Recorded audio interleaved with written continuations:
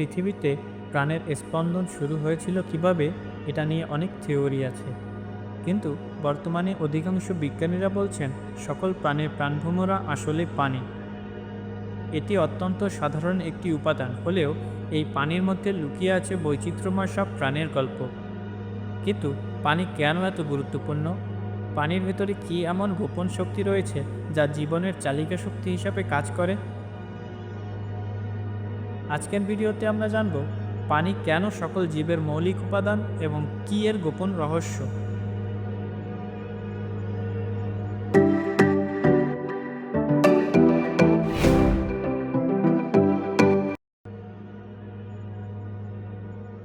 পৃথিবীতে প্রাণের অস্তিত্বের শুরু কিভাবে হলো তা নিয়ে মানুষ যুগ যুগ ধরে ভাবছে। তবে আল কোরআন থেকে জানা যায় পানির মধ্যে আল্লাহ সৃষ্টি করেছেন প্রাণের প্রথম উপাদান। ঠিক তেমনিভাবে বিজ্ঞানও আজকে প্রমাণ করছে পানি জীবনযাত্রার মূল উৎস। আসুন আমরা এই দুটি দৃষ্টিভঙ্গির তুলনা করি এবং দেখি কিভাবে তা একে অপরের সাথে সঙ্গতিপূর্ণ।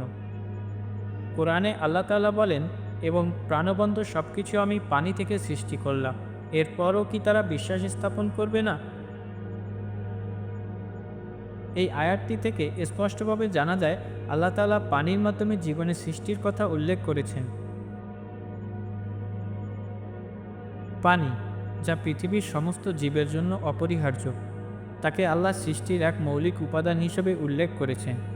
এটি কেবল প্রাকৃতিক উপাদান হিসেবে নয়, বরং জীবনের ভিত্তি হিসেবে আল্লাহর অসীম শক্তি ও পরিকল্পনার অংশ। এদিকে আধুনিক বিজ্ঞানও জীবনের সাথে পানি সম্পর্কিত গুরুত্ব প্রমাণ করেছে। জীববিজ্ঞানীরা জানাচ্ছেন এই পৃথিবীতে ঠিক কতকাল পূর্বে জীবনের সূচনা হয়েছে তা নির্দিষ্ট করে বলা সম্ভব নয়। তাছাড়া আজকে আমরা যে পৃথিবীতে বসবাস করছি, যা নীল গ্রহ নামে পরিচিত, তাতে মূলত পানির কারণে প্রাণের বিকাশ সম্ভব হয়েছে। তাই তো জীববিজ্ঞানী এবং গবেষকরা এটিকে লাইফ ডিফাইনিং মলিকিউল হিসেবে বিবেচনা করে। সমস্ত জীবের গঠনে, যেমন মানবদেহ বা উদ্ভিদে প্রায় 60 থেকে 70% পানি দ্বারা গঠিত।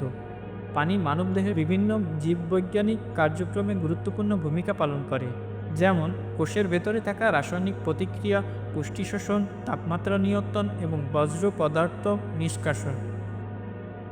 বিশেষজ্ঞদের মতে পৃথিবীতে জীবের প্রথম সৃষ্টি হওয়ার পেছনে মাটি, পানি এবং আকাশের এক ত্রিমুখী যোগসূত্র রয়েছে। এই একত্রিত উপাদানগুলো পানি থেকে জীবের উৎপত্তি ঘটাতে সহায়তা করেছিল।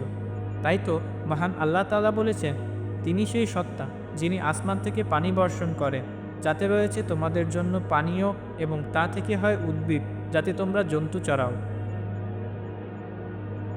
এখন প্রশ্ন আসতে পারে, জীবন সৃষ্টির জন্য কোথাকার বা কোন ধরনের পানি উপযোগী? সমুদ্র প্রাচীন প্রাণীর আবাসস্থল হলেও গবেষণার আলোকে অনেক বিজ্ঞানীরা প্রাণের প্রথম উৎপত্তি স্থল হিসাবে স্বচ্ছ, স্বাদু বা মিঠা পানিকে বিবেচনা করে থাকেন, যে মিঠা পানির উৎস বৃষ্টি। মহান আল্লাহ তাআলা বলেন, তিনি তোমাদের জন্য পৃথিবীকে বিস্তৃত করেছেন এবং তাতে চলার পথ করে দিয়েছেন। আকাশ থেকে বৃষ্টি বর্ষণ করেছেন এবং তা দ্বারা আমি বিভিন্ন প্রকার উদ্ভিদ উৎপন্ন করেছি। এই আয়াত থেকে ধারণা পাওয়া যায় জীবন সৃষ্টির জন্য আকাশ থেকে বর্ষিত পানি ব্যবহৃত হয়েছে। অন্যদিকে আমরা এটাও জানি বৃষ্টির স্বচ্ছ ও স্বাদু বা মিঠা পানি বিশুদ্ধ এবং তা পানের উপযোগী হিসাবে গণ্য করা হয়।